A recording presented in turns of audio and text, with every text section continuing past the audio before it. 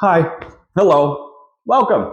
My name is Eric, and come with me on a journey to watch the 100 greatest movies of all time.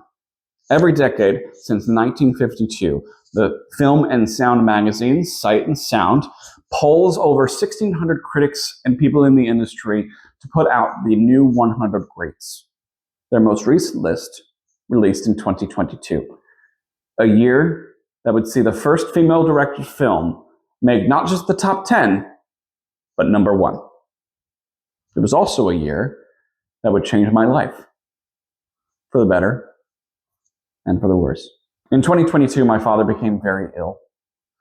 His immune system started to fail around May, and through many ups and downs and fighting, he passed away in August. Shortly after, my wife and I would tie the knot in October and get married. It was quite the emotional roller coaster. I understandably was grieving very deeply, but celebrating my life with my wife. We all were. I was also battling mental health, and my father was a huge movie buff. You could ask him almost anything and he would know it. I would often say to him, "What's that name of that one guy and that one thing?" And he would pull it out of nowhere. He was also the sole projectionist of Paul Newman, which was really great. Many late nights were spent in the barn, as he called it, showing Mr. Newman whatever Oscar nominations were being put on the ballot for that year, or anything he was really interested in.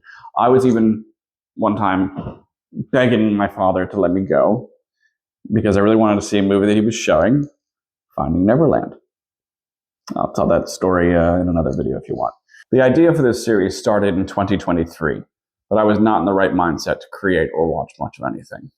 The process of grief is different for everyone, but I thought I could. I would start writing a script or I would start making a video and I would just freeze. Now in 2024, I am better. Kind of. Better than I was. My wife is largely to thank for that. She helped me get out of some very dark places, and she gave me a space to be vulnerable. And guys, let me just say, there is nothing more important in a partner than giving you that space. There were many times my father would make a reference to something and I just wouldn't get it. Now, don't get me wrong, I love movies. When I went to college, I wanted to major in film and media studies, but I decided to go for something more stable, musical theater.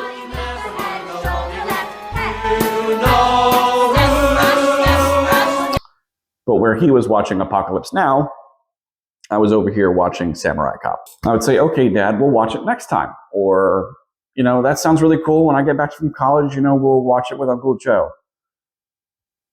Sometimes you don't get it next time. So I wanted to do this so that I can watch a lot of the movies that my father recommended. Now, some of the movies on the list I have seen, like Get Out and Parasite. But I would say a majority of them I hadn't even heard of, let alone watched. Which brings us back to this series. I want you to come along with me as I watch all of these films. I have a Google Sheets document in the description below where you can see all my progress and my reviews thus far.